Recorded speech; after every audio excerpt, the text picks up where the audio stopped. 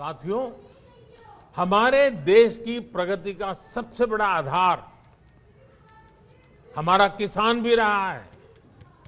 चौरी चौरा के संग्राम में तो किसानों की बहुत बड़ी भूमिका थी। किसान आगे बढ़ेंगे, आत्मनिर्भर बने, इसके लिए पिछले 6 सालों में किसानों के लिए लगातार प्रयास किए गए हैं। इसका परिणाम देश ने कोरोना काल में देखा भी है।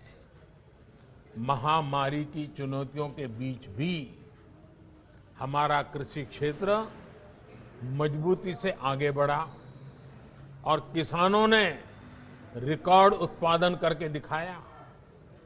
हमारा किसान अगर और सशक्त होगा तो कृषि क्षेत्र में ये प्रगति और तेज होगी। इसके लिए इस बजट में कई कदम उठाए गए हैं। मंडियों किसानों के फायदों का बाजार बने, इसके लिए 1000 और मंडियों को इनाम से जोड़ा जाएगा।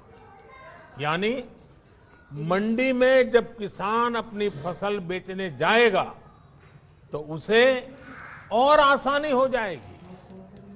वो अपनी फसल कहीं भी बेच सकेगा।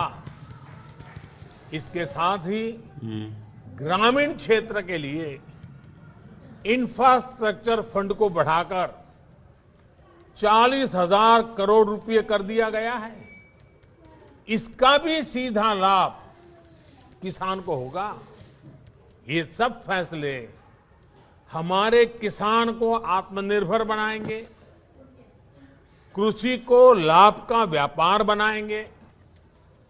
यहां यूपी में जो केंद्र सरकार ने जो प्रधानमंत्री स्वामित्व योजना की शुरुआत की है, वो भी देश के गांवों के विकास में अहम भूमिका निभाने वाली है। इस योजना के तहत गांव की जमीनों, गांव के घरों का कागज गांव के लोगों को दिया जा रहा है।